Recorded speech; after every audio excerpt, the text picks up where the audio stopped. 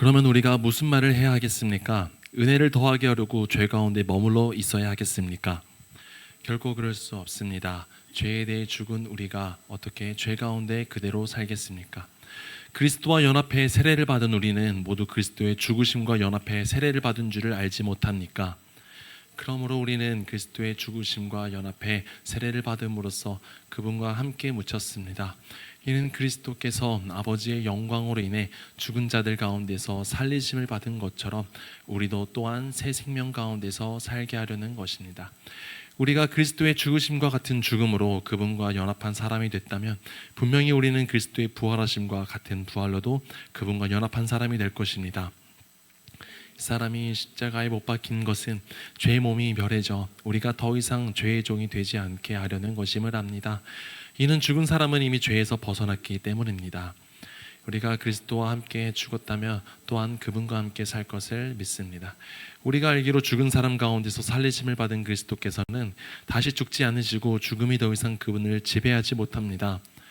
그리스도께서 죽으신 것은 죄에 대해 단번에 죽으신 것이요 그분이 사시는 것은 하나님께 대해 사시는 것입니다. 함께 읽겠습니다.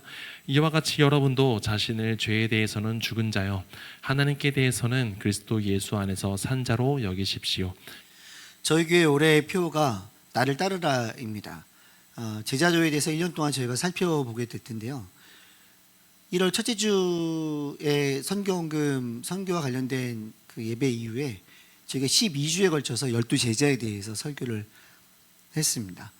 그리고 오늘부터 시작해서 12주간 그러면 제자로 살아가기 위해서 우리 마음 가운데 가져야 되는 것은 무엇이며 우리가 행동해야 되는 것은 무엇인지에 대해서 나누는 시간들을 갖게 됩니다.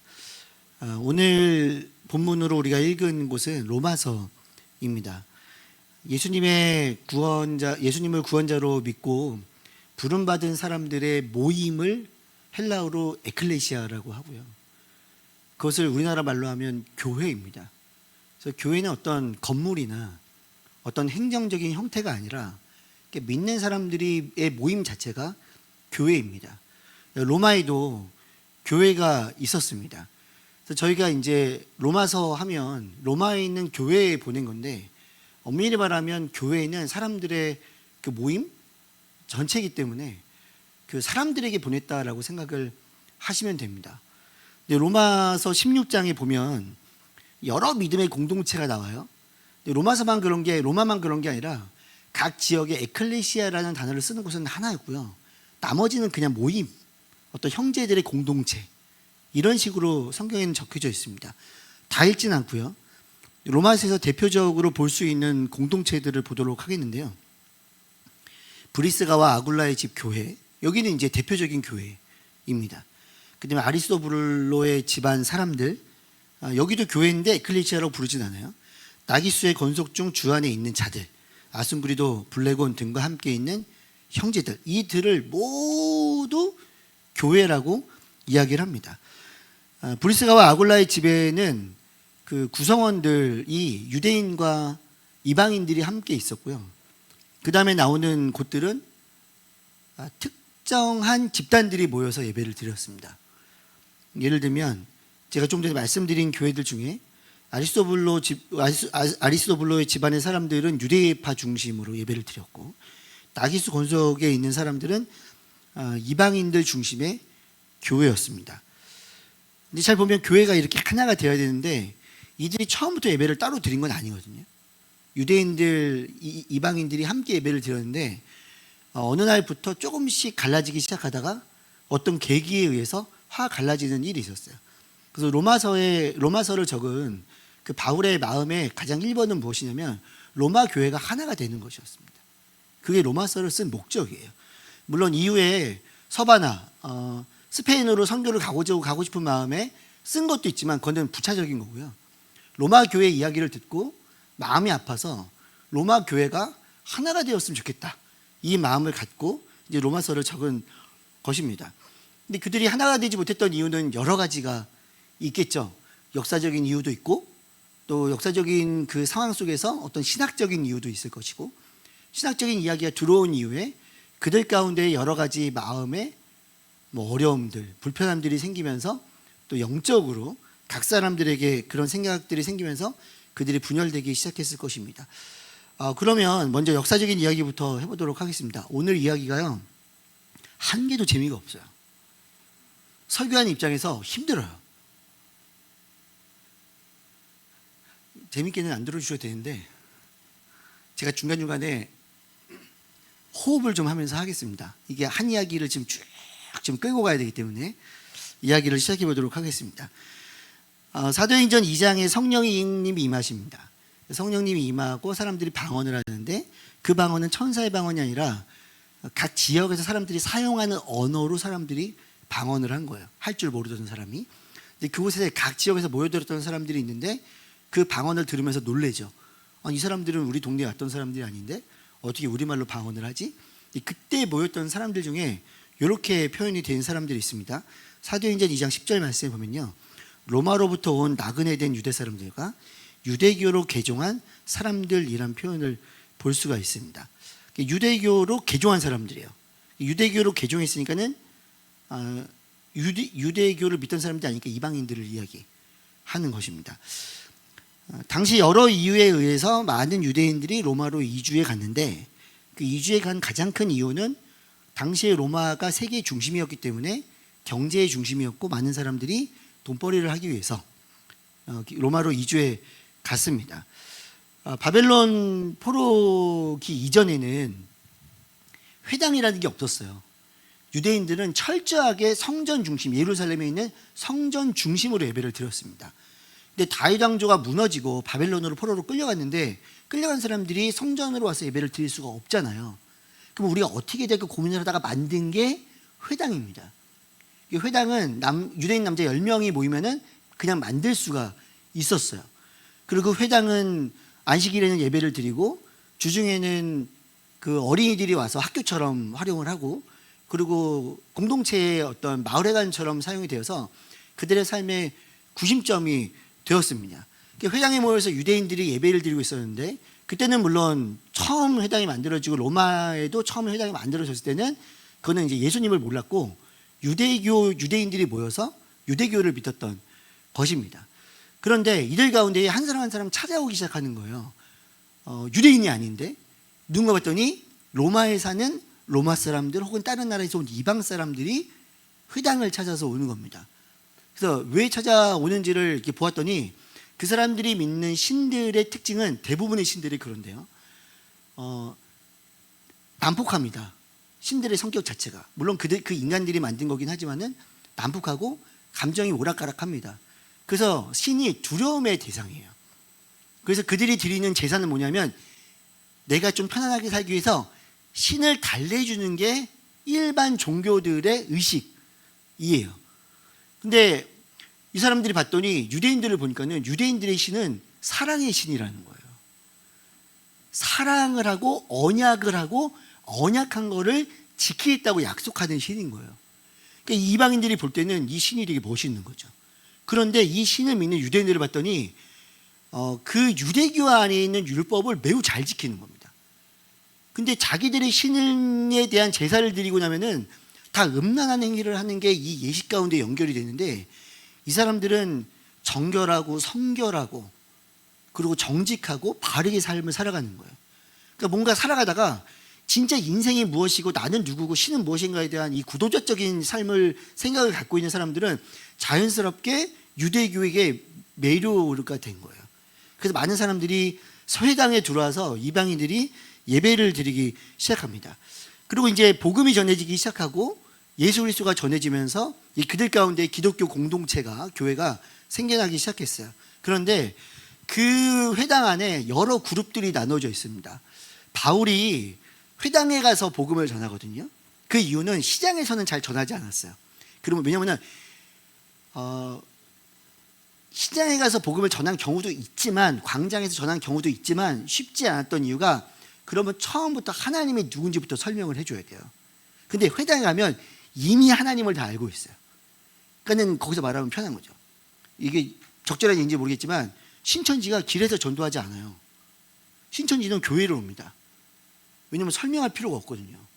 그리고 본인들이 믿는 어떤 신학적인 잘못된 신학으로 너희들이 얼마나 잘못 믿는지 아냐면서 꼬셔가지고 데려가는 게 신천지의 전략인 거잖아요. 시장에서 전도를 하지 않아요, 신천지는. 주로 그렇습니다. 그런데 그 사도행전 13장 16절에서 바울이 회당에서 설교를 하는데 사람들을 이렇게 불러요. 첫 번째는 이스라엘 사람들, 그리고 또 하나님을 경외하는 이방 사람들이요 라고 이야기를 합니다. 회당 안에 부류가 나눠져 있는 거예요. 그럼 왜 부류가 나눠져 있는지 봤더니 이 이스라엘 사람들은 첫 번째로는 태생적으로 이스라엘 사람들이에요. 이 사람들은 처음부터 유대교를 믿었던 사람들입니다. 근데 이스라엘 사람들 안에 멤버십으로 들어와 있는 사람들이 있어요. 이방 사람들 중에. 그들은 율법을 그냥 지킨 게 아니라 철저하게 율법을 지켰고 이 이방인들 중에 이스라엘의 멤버십으로 들어오기 위해서 반드시 지켜야 되는 율법이 있는데 그게 뭐냐면 할례였습니다. 요즘에는 포경수술이죠. 그거를 받아야만 이 안으로 들어갈 수 있어요. 그러면은 하나님을 경외하는 이방 사람들은 누구냐면 성경도 배우고 율법도 좋은 줄 알고 율법도 지켜요. 그런데 할례는 받기가 어려운 거예요.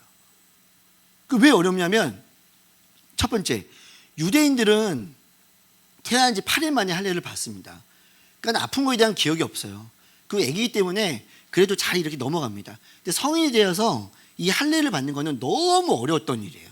그러니까 그 전에 할례를 받았던 사람들이 이야기를 하는데 나 정말 할례 받다가 죽을 뻔했다고, 너무 아파서 죽을 뻔했다고 이렇게 얘기를 하니까는 그 다음 사람부터 나 못 받겠는데. 그리고 이게 두 번째 이유랑 연결되는데 의료기술이 높지 않았잖아요. 높지 않은 정도가 아니라 매우 낮았잖아요. 그러니까 할례를 받다가 과다출혈이나 또 염증에 대해서 문제가 생겨서 진짜 죽는 사람들이 생기는 거예요. 그거는 받기가 어려운 거예요. 받기 어려워요. 그 세 번째, 그 당시에 이제 우리가 아는 로마 이야기들을 보면 로마에는 이렇게 목욕탕이 과거에 있었던 터들이 많았잖아요. 그럼 이 사람들은 어쨌거나 이방인이고 회당 안에 들어와서 이야기들을 나누고 성경 공부를 하지만은 결국에는 이방인 사회에 들어가서 살아야 되는 사람들이에요. 그런데 친구들과 함께 그 같은 소위 말하는 길드, 이 길드의 사람들과 함께 야 오늘 축구하고 가서 우리 사우나 한번 가자 딱 갔는데 그 사람들이 볼 때는 할례는 혐오스러운 모습이었던 거예요. 그러면 이제 사회에서 모든 권리를 박탈을 당하게 되거든요. 여러 가지 이유로 받지 못하는 거예요. 그래서 회당에 가면 여러분들은 이렇게 앉아있지만 그 당시는 여러분들이 말씀에 대한 사모함이 없다는 게 아니고요. 말씀에 대한 사모하는 사람들이 이 앞쪽에 아주 아예 그 당시에 여러분들이 다 사모하죠. 날도 아니고 여러분 엄청 사모하잖아요. 그래서 앞쪽에 앉고 관객석처럼 뒤에부터 이렇게 테두리가 쳐져 있는데 이 하나님을 경외하는 이방인들은 그 자리에만 앉아야 돼요. 안으로 못 들어옵니다. 때로는 어떤 사람이 와가지고 그 유대교 랍비가 와가지고 이 전통을 하면서 막 얘기하다가 갑자기 이 사람들 보면서 근데 여러분들은 왜 할례를 안 받냐고, 언제까지 그렇게 믿음 없는 행동을 할 거니까 막 죄책감도 들고 근데 무서워서 받지는 못하고 이런 삶을 살아가고 있었어요. 그게 당시의 회당의 문화였습니다. 그런데 복음이 들려오는 거예요. 과거에는 율법을 지켜야, 죄인인 사람들이 율법을 지켜야 하나님께로 나아갈 수가 있었는데 이제는 그렇게 할 필요가 없다라는 소식이 들려온 거예요.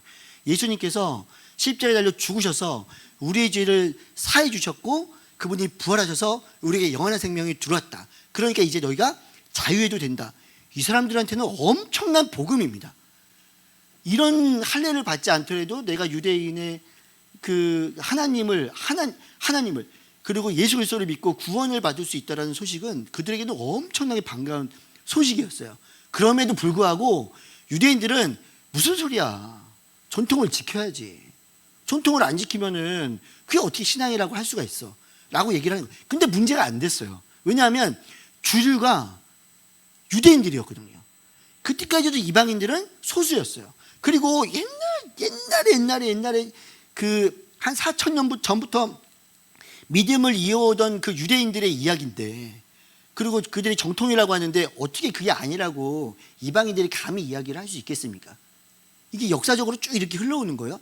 그러던 어느 날 이 유대인들과 이방인들이 갈라지는데 아주 핵심적인 그 이벤트가 일어납니다. 그게 뭐냐면 주전 주전 49년에 그 글라우디오 그 황제가 다스릴 때 유대교 사회 안에서 예수님과 이름이 비슷한 사람이 등장했는데 사람들이 그 사람이 구원자라고 잘못 생각을 해서 그 안에 싸움이 나면서 소요가 일어나요. 이 황제 입장에서는 팍스 로마나 이 평화가 유지돼야 되거든요. 근데 지금 유대인들 때문에 이 동네가 시끄러워지는 거예요. 그것도 이 사람들이 볼 때는 유대인들이 이방인이잖아요. 아니 안 그래도 그냥 자기들 그 황제한테 예배를 드려야 되는데 자기들은 유일신 하나님을 믿는다고 황제를 섬기지도 않으니까 가뜩이나 열받아 있는데 안 되겠다 싶어가지고 칙령을 내려요. 로마에 사는 모든 유대인들은 다 로마에서 유대인들은 다 로마를 떠나라. 그게 49년도에 있었던 일이에요. 그래서 대부분의 모든 유대인들이 로마를 떠나게 됩니다. 그래서 로마를 떠났던 사람 중에 사도행전 18장에서 바울이 만났던 사람이 브리스길라와 아굴라예요. 사도행전 18장 말씀을 보면요, 여기 보면 이제 이탈리아에서 내려온 것입니다라고 되어져 있어요. 이 부부가 내려온 거예요. 그런데 얼마 되지 않았어요. 5년이 지났을 때 주전 AD 54년에 글라디오 황제가 사망을 합니다. 그럼 이 칙령들은 대부분 그 황제가 끝나면 사라져 버리는 거예요. 근데 대거 흩어졌던 유대인들이 다시 로마로 들어가기 시작해요. 왜 그러냐면 거기가 삶의 터전이었거든요. 여전히 로마는 세계 중심이었고 본인이 연결되었던 경제 공동체가 있었고 들어가면 거기서는 좀 더 안정적으로 살 수 있기 때문에 대거 들어가게 됩니다.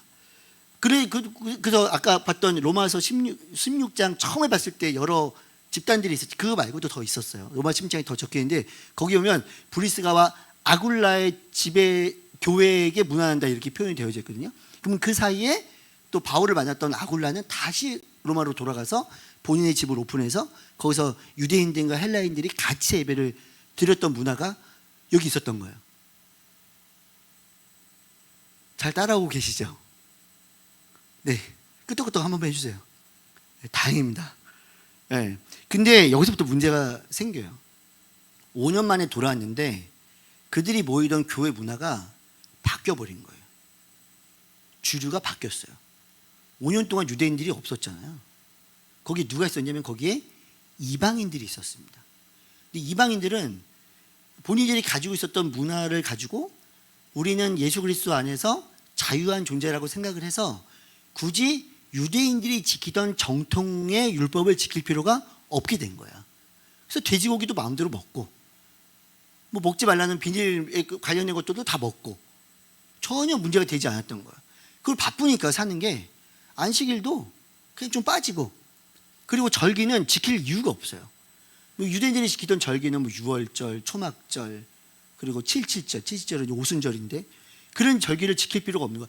문화가 달라요. 우리가 어느 날 갑자기 유월절 지키자고 하면요 문화가 달라요. 이스라엘의 그 절기가 하나님께서 먼저 그 절기를 만들고 그 절기에 따라서 역사를 만들어 가지만 동시에 이스라엘의 농경사회와 연결된 절기들의 문화가 있거든요. 그걸 할 수가 없는 거예요. 그러니까 유대인들이 와서 봤더니 다 바뀌어버린 거예요. 야, 이걸 어떻게 하나? 유대인들은 교회로 로마로 돌아오면서 본인들이 다니던 그 교회의 문화 속으로 들어가면서 엄청 기대했겠죠. 야, 이방인들이 그래도 교회를 잘 지켰겠지. 우리들 전통을 잘 지켰겠지. 근데 전통을 한 개도 안 지키고 있었던 거예요. 그냥 이 마음 가운데에 우라가 치밀어 오르는 거죠. 분노가 치밀어 오르는 겁니다. 어떻게 이럴 수 있어? 그동안 우리가 가르친 건 뭐야? 그리고 이 사람들은 이방인인데 왜 우리의 전통을 안 지켜? 이런 생각을 하게 되는 거예요. 그래서 돌아온 유대인들은 그리스도인들을 보면서 비판을 합니다. 율법을 지키지 않는다고 비판을 해요. 그리고 이 자유함을 누리면서 신학적인 문제예요. 이미 그들은 신학적으로 얘기를 들었어요. 율법을 지키지 않아도 구원에 이르는다는 전통을 지킨 거야. 그러면서 율법을 아예 다 폐기를 할 정도로 하면서 본인들이 살고 싶은 대로 살았던 거예요. 그러니까 이걸 진보된 신학으로 받아들인 거죠. 이 사람들 입장에서는. 그러면서 어떻게 하냐면 소위 말해서 꼴통들. 저 언제까지 이미 예수 그리스도를 통해서 우리가 자유함을 얻었는데 언제까지 저 율법을 지키면서 우리한테 이래라 저래라 하는 거야. 그러면서 이미 로마의 교회는 이 이방인들 중심으로 주류가 짜여져 버렸어요. 그는 저 쫄통들 진보된 신학도 받아들이지 못하고 언제까지 저러고 살 거야. 그리고 지들이 저러면 뭘 하겠어. 어차피 여기는 그 우리가 결정하고 하면 되지 하면서 영적인 우월주의에 빠져버리는 거예요. 그래서 그들한테 어떻게 하냐면 그들을 업신여겨요. 두 가지 말씀을 보도록 하겠습니다. 로마서 2장 23절 말씀인데요. 이거는 바울이 로마에 있던 유대인 그리스도인들에게 적었던 글입니다. 함께 읽습니다. 시작. 그대가 왜 율법을 어기고 하나님을 욕되게 합니까? 라고 이야기를 합니다. 바울의 이야기는 무엇이냐면 율법을 지키는 게 좋은 일이죠. 여러분들이 거룩하기 위해서 율법을 지킨다면 그거 얼마든지 좋은 일입니다. 근데 여러분, 우리는 지금 예수 그리스도를 구원자로 믿잖아요. 그런데 예수님께서 우리들에게 말씀해 주셨고 성경에서 우리들한테 이야기를 했어요. 무엇을 얘기했냐면 하나님을 사랑하고 우리에게 새 계명을 주셨는데 내 이웃을 내 몸과 같이 사랑하라고 했습니다. 그런데 우리가 여러분들이 유대인 그리스도인 여러분들이 이방인들을 비판하는 게 사랑으로부터 기인한 겁니까? 아니면 여러분들의 사랑이 없으면서 비판한 겁니까? 그렇다면 율법을 어기고 있는 겁니다. 라고 이야기를 하고 있는 거예요. 또 이방인들에게 바울이 적었습니다. 로마서 14장 3절 말씀 상반절 말씀을 함께 읽겠습니다. 시작. 먹지 못하는 사람을 없이 여기지 말고 그대로 두시면요. 먹는 사람은 누구예요? 이방인들이에요. 먹지 못하는 사람들은 누구예요? 못 먹어요. 먹을 수가 없어요. 안 먹는 게 아니고요. 못 먹습니다. 율법을 지켜야 되기 때문에. 유대인들이에요. 근데 이 사람들이 어떻게 했냐면요. 업신여겼다는 거예요. 그럼 바울의 입장에서는 어떤 마음으로 이야기하는 거냐면 여러분들의 말처럼 예수 그리스도를 통해서 여러분들에게 자유가 주어진 게 맞습니다. 여러분들이 먹고 싶은 거 먹어도 되고 여러분들이 결정이 됩니다. 그냥 그 수준 안에서 도덕적으로 결정하고 사는 것들이 가능합니다. 그런데요, 유대인들이 누구냐면 하나님께서 선택한 백성들입니다. 여러분들이 마음대로 업신여길 만한 존재가 아니라는 거예요. 그리고 똑같이 얘기하는 거예요. 예수님께서 새 계명을 유대인들에게도 주셨고 여러분 이방인들에게도 줬습니다. 내 이웃을 내 몸과 같이 사랑하라고 했는데 여러분들이 업신여기는 게 사랑으로부터 기인한 겁니까? 아니면 그게 여러분들의 생각, 여러분들의 기준, 여러분들의 감정으로부터 기인한 겁니까? 이 얘기를 하는 거예요. 그 똑같은 얘기를 하는 거죠. 유대인들이 이방인들을 비판한 이유는 사랑으로 시작한 건 아니에요. 그럼 뭐예요? 율법주의예요. 이렇게 우리가 얼마만큼 율법을 잘 지키고 우리 민족이 얼마만큼 율법을 잘 지키는지에 대한 자기의 의로움이에요. 이 안에 하나님이 있는 게 아니고 하나님 말씀이 사랑이 있는 게 아니고 예수님 말씀이 사랑이 있는 게 아니에요. 기준이 중요하잖아요. 그러면은 아까 말한 대로 왜 이방인들은 유대인들을 업신여겼습니까? 영적인 우월주의예요. 니들이 말은 뭐예요? 이미 여기는 우리가 장악하고 있는데. 그리고 이미 진보된 신학에서 우리들한테 이야기를 하고 있는데 언제까지 그럴 거야? 이 영적인 우월주의가 사람을 업신여겼습니다. 결국엔 이것도 사랑으로부터 기인한 게 아니에요. 이들에게 바울이 간절한 마음으로 이야기를 하는 겁니다. 서로 무례하게 행동을 하는 거예요. 왜? 우리가 지금 고린도전서 말씀으로 묵상을 하고 있잖아요. 고린도전서 말씀으로 묵상하는 그 고린도 전서의 이야기를 보면 인간의 지혜 그리고 이 세상으로 말하면 얼마만큼 돈을 많이 벌어서 어느 계급에 들어가느냐에 따라서 그 문화가 교회 안에 들어와서 자기를 자랑하는 문화가 들어오니까는 결국에는 시기와 탐심이 그들 안에 그냥 엄청나게 소용돌이 치는 거예요. 절대로 하나가 될 수 없습니다. 인간의 기준으로 어떻게 우리가 하나가 될 수 있냐? 절대로 없다라는 걸 이야기를 해주는 거예요. 그래서 14장 3절에서 두 무리 모두의 이야기를 하고 있습니다. 한 목소리를 읽겠습니다. 시작. 먹지 못하는 사람을 업신여기지 말고 먹지 못하는 사람은 먹는 사람을 판단하지 마십시오. 이는 하나님께서 그 사람을 받으셨기 때문입니다. 업신여기지 말라고 이야기를 합니다. 비판하지 말라고 이야기를 합니다. 왜냐하면 그 사람들이 다 하나님이 선택한 사람들이기 때문에 그래요. 우리가 뭐라고 사람들을 판단하고 비판하고 업신여길 수 있습니까? 교회에 있는 사람들을 하나님이 선택한 사람들을 우리가 어떻게 그렇게 할 수가 있냐라는 거예요. 바울이 그 얘기를 하고 있습니다. 우리한테는 그런 권세가 없어요. 업신여길 권세도 없고 그리스도에게는 비판할 권세도 없습니다. 정죄할 권세도 없습니다. 그 어떤 것도 없는 거예요. 그런데 저희가 지금 바울이 그러면서 오늘 읽은 로마서 6장 말씀에서 여러분이 그 사람들이 그럼 왜 그런 행동을 하고 있는지, 그럼 그런 행동을 하지 않기 위해서, 이 사람들 다 그리스도인이잖아요. 이방인들도 그리스도인이고요, 유대인들도 그리스도인이에요. 그리스도인이 아니어서 그런 게 아니라 그리스도인이 이렇게 하니까 마음이 지금 불편한 겁니다. 그래서 이야기를 하고 있어요.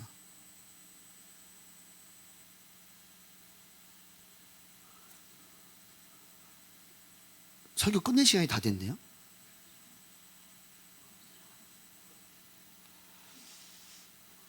지금부터 얘기가 진짜 지금 이 얘기하려고 제가 지금까지 이야기를 한 건데 다음 주에 전서에서 계시게 로마서 6장 2절인데요. 이게 짧게 얘기해 볼게요. 굉장히 중요해서 6장 2절입니다. 함께 했습니다. 시작. 없습니다. 죄에 대해 죽은 우리가 어떻게 죄 가운데 그대로 사겠습니까? 그대로 두세요. 여기 보면 죄에 대해라는 단어가 있는데 어떻게 보면 두 단어처럼 보이잖아요.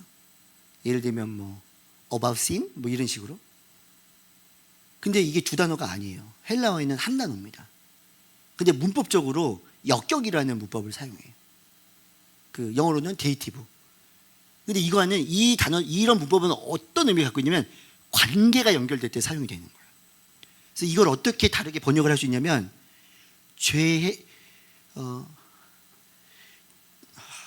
죄와의 관계에서는 이렇게 번역을 하면 돼요. 죄와의 관계에서는. 지금 뭘 얘기하냐면 죄와의 관계에서는 우리가 그 관계가 끊어졌다는 거예요. 그럼 언제는 관계가 있었어요? 율법의 아래 있을 때는 죄와의 관계가 있었어요.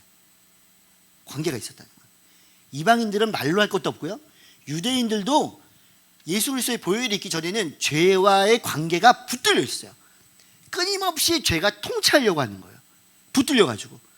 근데 그것들이 그 통치를 받을 수밖에 없으니까 방법은 내가 할 수가 없어서 동물을 죽여서 순간순간 그 죄와의 관계를 씻어내면서 지금까지 살아왔던 거예요. 근데 지금 11절 말씀에서 바울이 이렇게 이야기를 합니다. 함께 있습니다. 시작.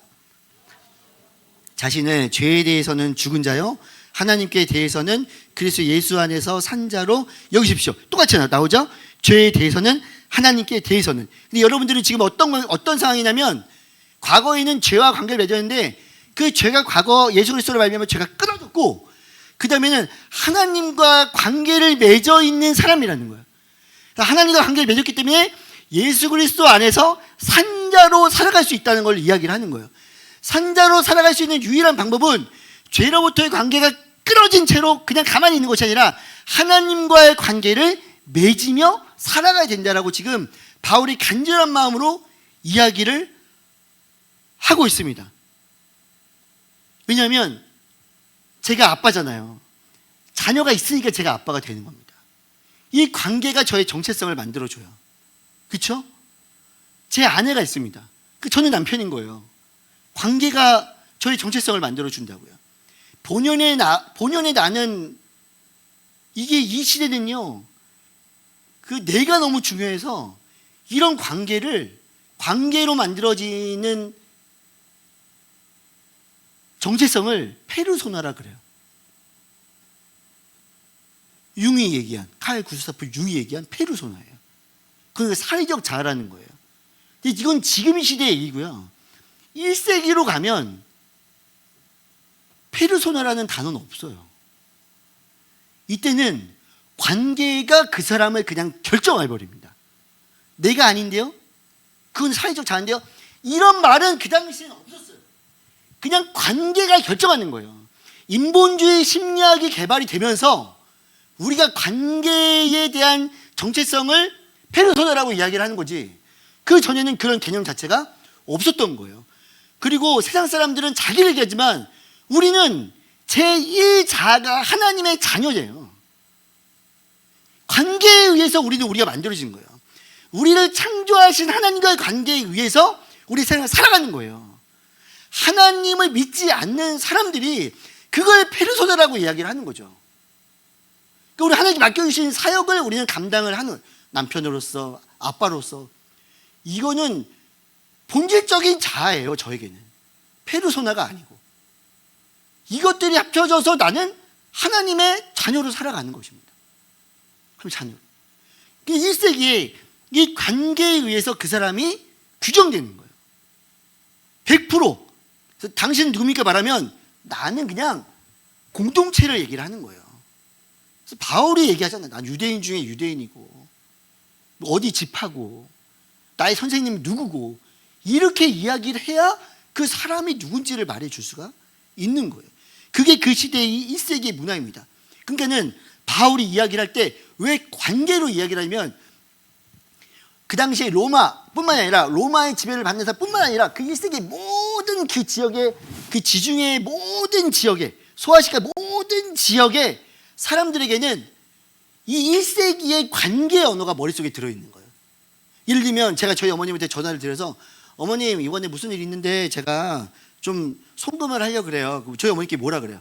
아유, 안 해도 돼. 안 해도 돼, 진짜야. 아, 알았어요. 그리고 얘가 또 송금을 해요. 하지 말라 그랬는데. 그럼 어머님이 아유, 안 해도 되는데 다시 송금은 안 해주세요. 이게 관계 문화인 거예요. 안 해도 돼. 고맙다라는 표현인 거잖아요. 안 해도 돼. 진짜 안 해요?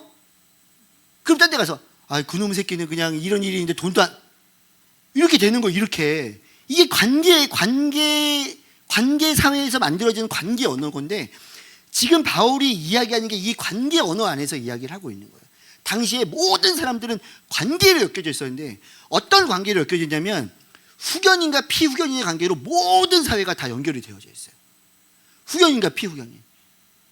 아침이 되면 모든 피후견인들은 옷을 차려입고 후견인한테 갑니다. 아주 정장 같은 옷을 입고.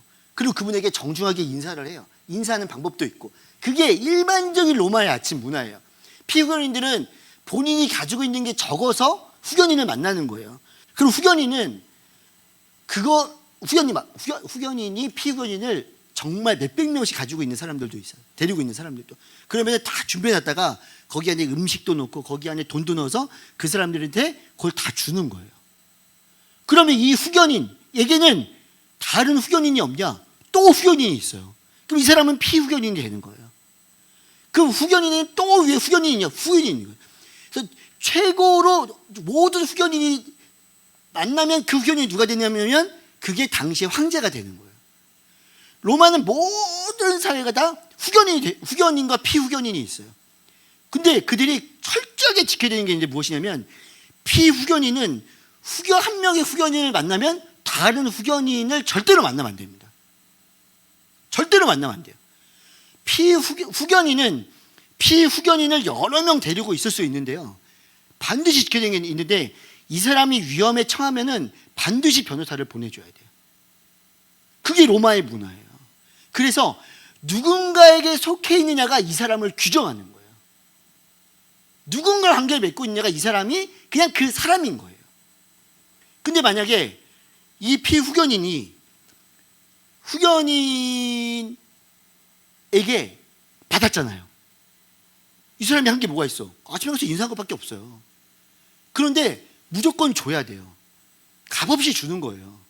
그럼 값없이 주면 받았다고 끝나냐? 그렇지 않아요. 오로지 한 후견인만 바라봐야 되고, 1번. 두 번째, 후견인이 어디를 같이 가자고 할 때 그 호의를 하면서 같이 가야 돼요. 그 정말 중요한 거는, 이 후견인한테 받았으면 값없이 받는 건 없는 거예요.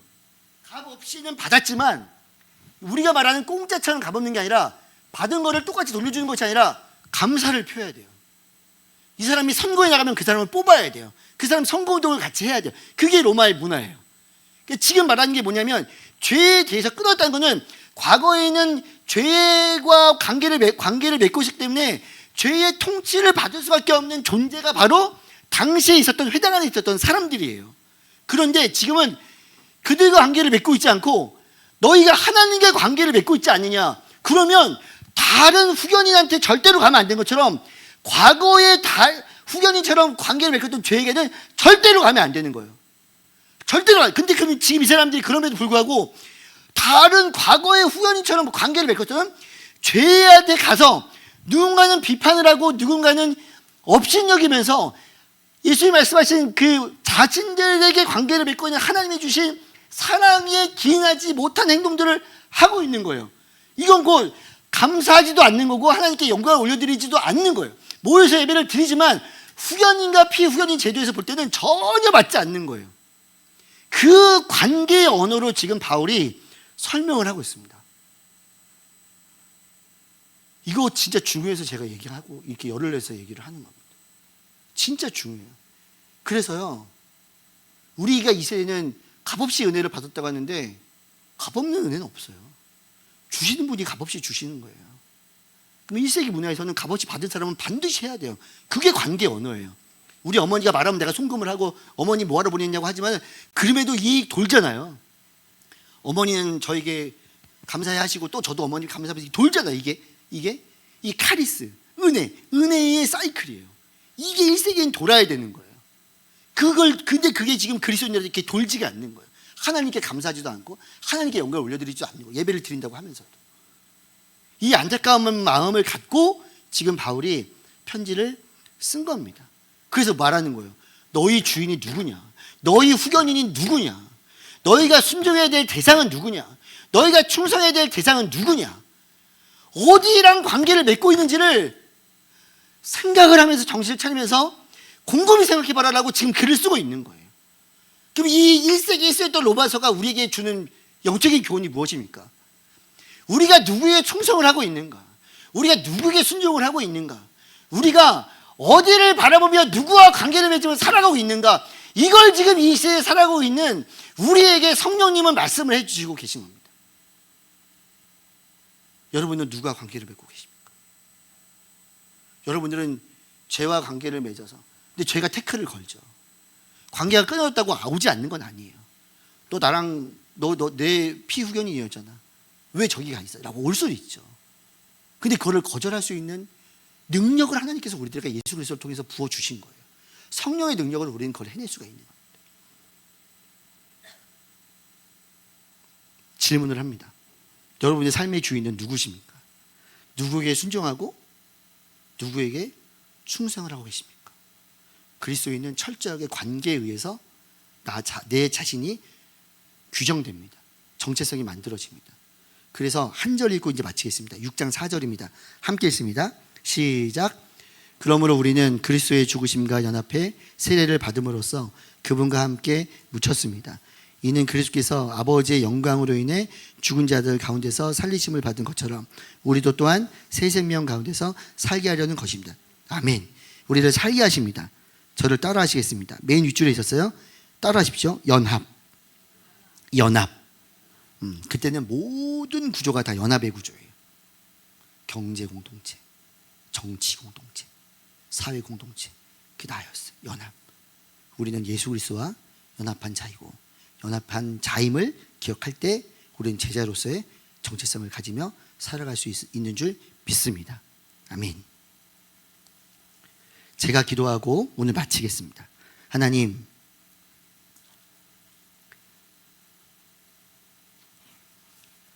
우리는 그리스도와 연합한 공동체의 한 사람입니다. 하나님이 예수님이 우리의 후견인 되시고 우리는 피후견인입니다. 우리가 충성해야 될 유일한 대상은 당신이시고 우리가 순종해야 될 대상은 유일한 당신이십니다. 세상은 내가 생각하는 나를 제외한 것들은 다 가면이라고 이야기를 합니다. 근데 우리는 그렇지 않음을 고백합니다. 우리를 창조하시고 인도하시고 우리를 이끌어 가시는 하나님, 그분께서 규정한 너는 나의 자녀이고 너는 나의 아들이고 너는 나의 딸이고 너는 나의 제자라는 이것이 나의 정체성임을 고백합니다. 이번 한 주 아침에 눈을 뜰 때 내가 누구인지, 하나님과 어떤 관계인지, 그리고 저녁에 잠이 들 때 오늘 날은 어떻게 살았고 나는 누구에게 충성했고 나는 누구에게 순종했는지 돌아보며 그 삶으로 나아가는 우리 모두가 되게 하여 주옵소서. 감사를 드리며 예수님의 이름으로 기도드렸습니다. 아멘. 우리 다 같이 일어나서 봉헌 찬양하시겠습니다.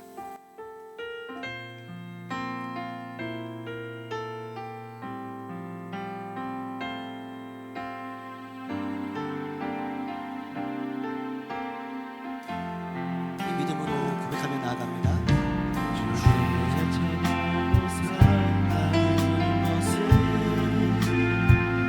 불 가운데로 걸어가는 것, 가운데로 걸어가는 것, 그 속에서 신실하게 날 지키시는 그 속에서 신실하게 날 지키시는 그 기쁨을 경험하는 것, 주의 자녀로 주의 자녀로 산다는 것을 바다 위로 걸어가는 것, 바다 위로 걸어가는 것, 내 온몸을 덮쳐오는 내 온몸을 덮쳐오는 폭풍 속에서 잠잠히 주 바라보는 것, 가운데 힘싸일 때도 폭풍 가운데 무너질 때도 주님 내 곁에 함께 하시네, 가장 가까이에 함께 하시네. 하나님, 우리가 주의 자녀로 이번 한 주 살아가게 하시고 주의 자녀로 살아갈 때 승리를 선포하며 다음 주에 만날 수 있도록 인도하여 주시옵소서. 하나님과 관계에 그 끈을 붙들고 그 끈을 놓지 않고 온 힘을 다해 붙들고 자유하지만 하나님을 온전히 사랑하는 그 사랑에 매여 살아가는 한 주가 되게 하여 주옵소서. 하나님의 사랑을 우리들에게 알려주시고 그 사랑을 붙들게 하시며 우리 감사함으로 이 예물을 드립니다. 예물이 쓰인 것에 주님의 향기가 드러나게 하시고 이 예물을 통해 하나님의 나라가 확장되는 데 사용되게 역사하여 주시옵소서.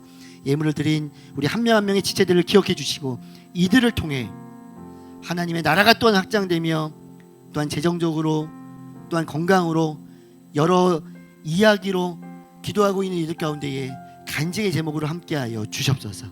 이제는 우리 주 예수 그리스도의 은혜와 하나님 우리 아버지의 사랑하심과 성령님의 함께하심 교통하심의 역사가 하나님과의 관계 안에서 예수 그리스도의 새 생명을 누리며 그 관계를 기뻐함으로 살아가기로 다짐하는 프라미스 공동체 지체들과 함께 예배드리는 우리 모든 강동온누리교회 식구들과 그들의 삶과 직장과 학업과 그리고 너무나도 주님의 사랑에 붙들려야 할 우리의 조국 대한민국 가운데 이제부터 영원토록 함께 하시기를 간절히 축원하옵나이다.